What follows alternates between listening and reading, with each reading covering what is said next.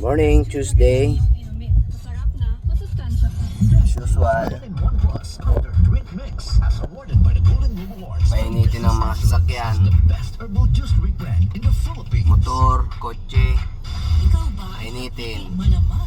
Hindi nagagamit. Testing ang lahat. Testing ng mga power window. Down sa likod. Gumagana. Sa likod din, dalawa gumagana. Sa front. Master window. Wala, gumagana. Lahat gumagana. Lock. Sa lock. Okay, lock. Gumagana. Oh, open. Okay, good. Balik. Okay, gana. Okay, lahat functionable. Sina. Okay, gana volume. Lahat functionable.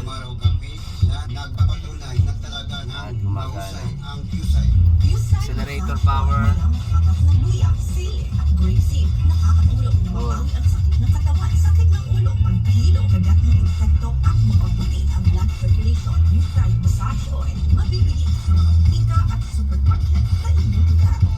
Alright, tuloy-tuloy pa rin tayo sa ating programa ha. O balik pa rin tayo sa mga taong may gout, mga ka-wellness ha. Imbis natin na abay ang iwasan mo, ano? Although sabi ko nga, kapag diabetic ka, dapat control na sa tinapay, especially sa white bread. Pero ang mga taong may gout, ang dapat ko talagang iwasan ay yung mga pagkain mayaman sa purine, gaya ng mga atay, lamang loob, at mga seafoods ha. Iwas din sa mga mamantikang pagkain. Malaki ang kinalaman niyan para sumumpong ang gout ha. Yung mga mamantika at matatabang pagkain. Kapag sumusumpong ang gout, mga ka-wellness, masyadong masakit, tapalan ng dinigdig na luya o kaya haplasan ng Qcide massage oil. Dahil ang Qcide massage oil, nagsasangkap din ng katas ng luya, sili at grapeseed. Pampaganda ng blood circulation at tulong para maalis ang pananakit at pamamaga sa katawan ha. Qcide massage oil aprobado ng Food and Drugs Administration at available sa mga butika at supermarket sa inyong lugar. At totoo niyan, napakaganda ng amoy nito.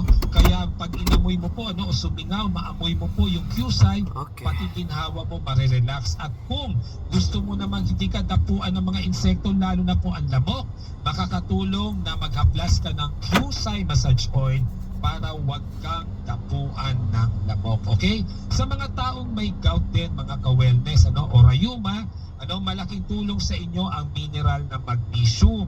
At isa po ito sa pangunahing sangkap ng Best Caps Minerals Food Supplement. So kumain po ng mga pagkain mayaman po sa mga minerals, maging sa magnesium, yung Best Caps Minerals Food Supplement